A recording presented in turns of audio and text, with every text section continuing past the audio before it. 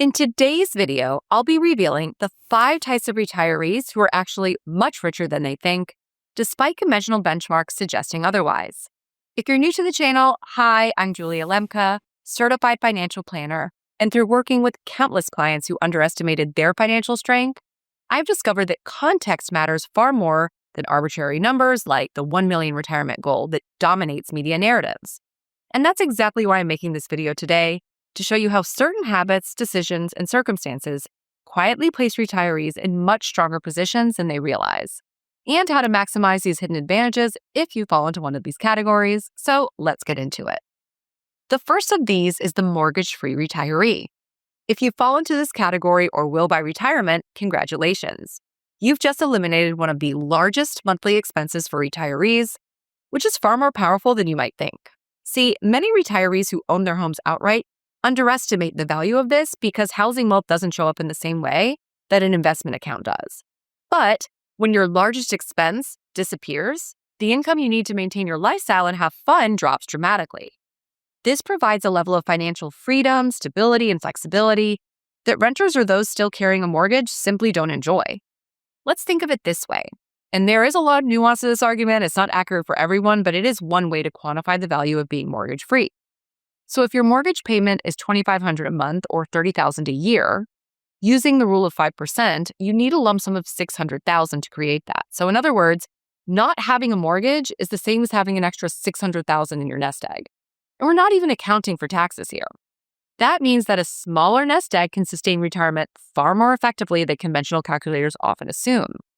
And because your housing costs are secured, you gain peace of mind knowing your most essential need is covered, regardless of market volatility or changes in income. And if circumstances occur where you do need more income, home equity can be tapped through a reverse mortgage, a home equity loan, or by downsizing. Unlike investments, which don't always outpace inflation, especially if you're holding bonds or poorly performing individual stocks or commodities, real estate has outpaced inflation over time and provides a hedge against your other investments.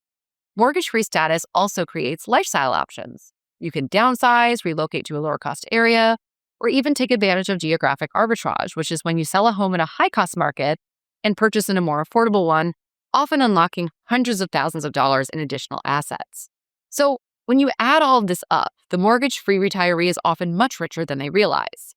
The absence of housing payments reduces risk, increases flexibility, and provides a built-in safety net that can make even modest investment accounts sufficient for a comfortable retirement. In fact, the financial advantage of owning your home outright is often more impactful than having another $500,000 invested, yet it's rarely given the same recognition. Mortgage-free retirees gain housing advantages, but modest spenders achieve wealth through dramatically reduced income requirements. So that brings me to the second richer than they think retiree, which is the modest spender. I've been in financial planning for almost 15 years, and when I started, I worked with people from all walks of life. And there are a few that pop in my head from time to time that continue to amaze me. Hilda is one of these. I met Hilda when she turned 65 and she had just retired from being a school teacher. She was single and she had a pension for $1,900 a month and a Social Security check for the same amount. So her guaranteed monthly income was $3,800 per month. She lived in a very modest neighborhood and was able to pay off her home, which she purchased 20 years earlier. She purchased it for $95,000. It was worth $150,000 when she retired. She rolled over her 403B to an IRA, and that was worth about $75,000, and she had savings of about $100,000 in the bank. So her investable assets were under $200,000. She lived a full lifestyle in her eyes, friends, active in her community, and was now able to help her daughter raise her grandkids, which was something she always looked forward to. Now here's the kicker.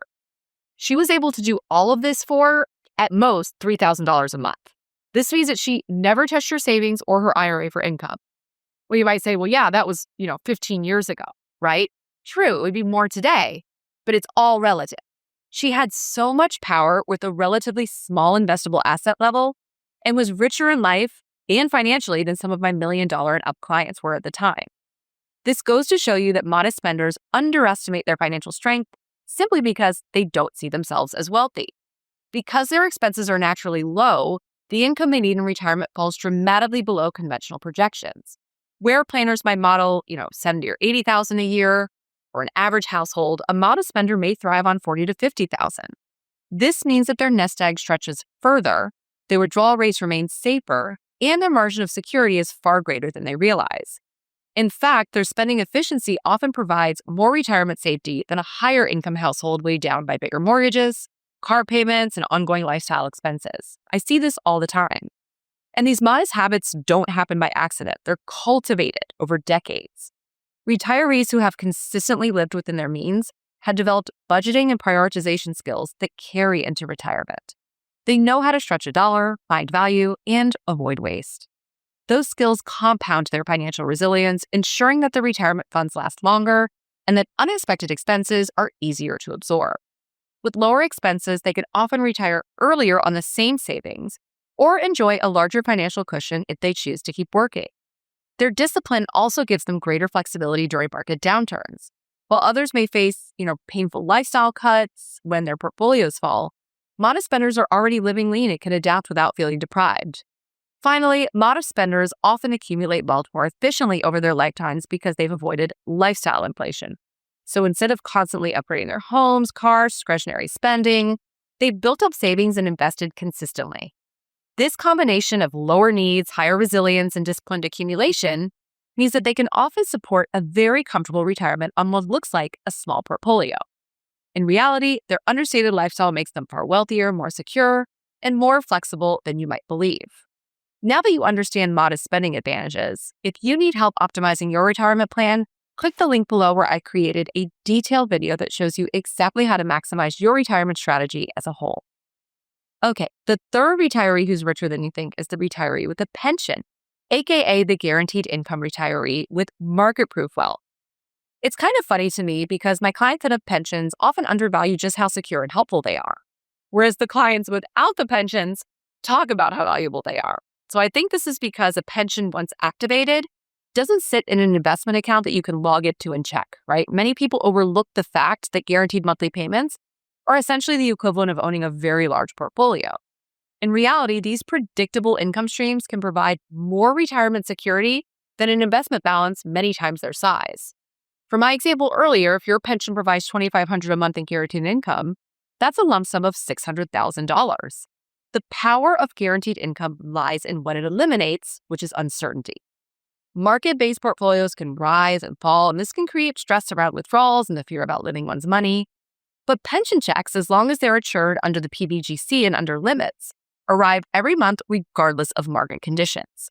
This predictability reduces the pressure to chase higher returns and provides peace of mind that essential expenses will always be covered, and the built-in floor of security is worth more than an extra zero on an investment statement. In our practice, we bucket our clients' money upon retirement and fix the first 3 to 5 years of portfolio withdrawals using different methods. We do this because a big market downturn early in retirement will cause you to run out of money faster, usually in your 80s, than would occur if the market behaves your first 5 years. And because we can't control the stock market, we decide to allocate the client's money in this fixed manner. So when you have a pension, because a lot of your income, your essential expenses are covered with guaranteed income, less of your investments need to be fixed or bucketed, right, for those safe 3 to 5 years withdrawals. So that means that your portfolio is more aggressive, which means that over the long term, you're going to earn more in that portfolio. Okay, now let's talk about the fourth type of rich retiree, which is the low tax bracket retiree, because they get to keep more of their wealth. Retirees who intentionally structure their income to stay in lower tax brackets often underestimate the true value of this advantage. By using strategic withdrawal sequencing, coordinating taxable, tax-deferred, and Roth account withdrawals, and by maintaining broad account diversification, they can minimize their lifetime tax burden in ways that compound year after year. Staying below key thresholds such as the IRMA brackets that trigger Medicare surcharges prevents hidden costs that can add up to thousands of dollars a year and hundreds of thousands of dollars over the course of your retirement. While many people focus on chasing higher investment returns, the reality is that effective tax planning often preserves more wealth more reliably than an aggressive investment strategy ever could. The low tax bracket retiree is richer than their gross income suggests because, as we know, what actually matters is how much they keep after taxes. Keeping more of every withdrawal is equivalent to earning higher returns without taking on additional market risk. This efficiency can mean the difference between funding an entire vacation each year or watching those dollars vanish in unnecessary taxes. One way to ensure tax efficiency in retirement is to contribute to Roth accounts while you're still working. Let me give you an example. A couple I recently met with are in their 50s and planning to retire in 5 years. They've done a great job saving, about $60,000 in cash, $50,000 in a brokerage account, and $2 million in pre-tax accounts, and $450,000 in Roth IRAs. One of their questions was how much to convert this year while they bunch their charitable giving. If you're not familiar with bunching, here's how it works. Instead of giving $15,000 every year, you give $30,000 in 1 year, often through a donor-advised fund, so your deductions exceed the standard deduction that year, and that gives you more room to do a Roth conversion at the same time because your larger charitable deduction offsets the tax owed on the conversion. Smart planning, right? But here's the twist. Instead of focusing on Roth conversions, I encourage them to look at Roth contributions. And this is where I want to introduce a mindset shift, taxing the seed versus taxing the harvest. So imagine you're a farmer. You can either pay taxes now on a small bag of seeds, or you can plant those seeds, let them grow, and agree to pay taxes later on the full harvest. If you wait, you're not just taxed on the seeds, you're taxed on all of the growth from that point forward. With Roth contributions, you're paying tax on the seed, right, when it's the smaller amount, small and predictable. With conversions, you're paying tax on the harvest, the original contributions, plus all the growth that's already happened. And this couple had access to Roth 401ks through their employers, but they weren't using them.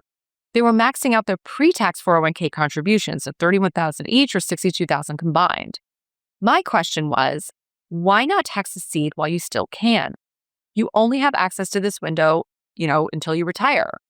And by the way, Roth 401ks do not have income limits. You can make $20 million a year and still contribute to a Roth 401k.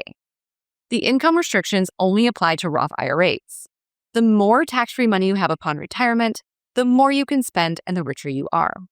After-tax brokerage accounts are also awesome and provide long-term capital tax treatment, which is much lower than our ordinary income brackets, thus allowing you to keep and spend more. The moral of this story is to not overfund pre-tax retirement accounts while you're working. Diversify between those, Roths, and after-tax brokerage account. Okay, the last rich retiree is the flexible retiree. The flexible retiree is defined not by the size of their portfolio, but by their willingness to adapt. Retirees who can adjust spending, relocate to lower-cost areas, or shift lifestyle priorities based on circumstances possess a kind of financial resilience that is definitely underestimated. This adaptability allows them to succeed in retirement with far lower savings than rigid, high-spending retirees require. The more you think you need, the less secure you'll ultimately be. When market downturns, health changes, or broader economic uncertainties rise, flexibility creates options that reduce stress, preserve capital, and keep retirement goals intact. Flexible retirees are richer than their account balance suggests because adaptability itself creates sustainability. While rigid retirement plans may falter when life doesn't follow the script, the flexible retiree thrives on making strategic adjustments. This may mean downsizing to free up equity, taking advantage of geographic arbitrage by moving to a lower-cost region, or just simply tightening spending temporarily during market volatility. Each adjustment preserves long-term wealth and extends the life of their retirement fund. Flexibility is an important aspect of a healthy, fulfilling life and definitely extends throughout retirement.